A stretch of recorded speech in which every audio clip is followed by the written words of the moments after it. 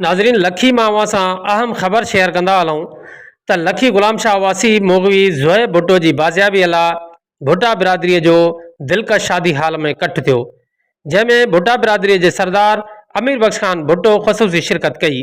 जॾहिं त लखी समेत ज़िले शिकारपुर जे मुख़्तलिफ़ इलाइक़नि खां सवनि जी तइदाद में भुट्टा बिरादरी जे अमायदीन शिरकत कई। उन मौक़े ते सरदार अमीर बख्श खान भुट्टो मीडिया सां ॻाल्हाईंदे चयो त शहरनि जो तहफ़ुज़ करणु रियासत जो फ़र्ज़ु आहे ऐं जमहूरी रिवायत बि आहे, पर अफ़सोस जो हिते रियासत जो को बि किरदारु नज़र नथो अचे, जंहिं करे असांखे पुरअमन एहतिजाज करण जो हक़ आहे। DIG لاڙڪاڻو कुझु ॾींहं जी मोहलत वरिती आहे, जंहिं करे असां इंतज़ारु करियूं था। उमेद त मग़वी जल्द बाज़ियाब थी वेंदो, ॿी सूरत में सख़्तु एहतिजाज कयो वेंदो।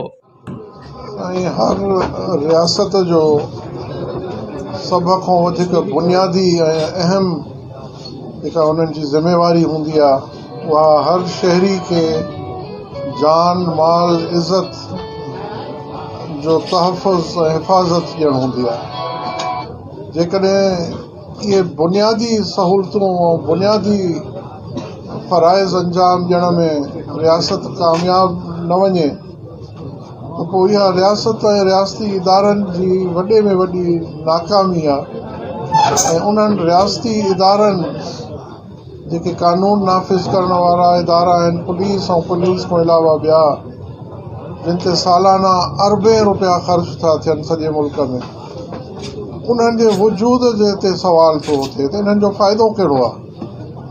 जेकॾहिं हिकिड़े शहरी खे पंहिंजे घर में तहफ़ुज़ नथा ॾेई सघनि त पोइ इहे आहिनि कहिड़े कम जा।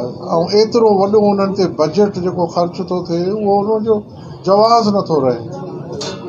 इहा हिकिड़ी रियासती इदारनि जी नाकामी आहे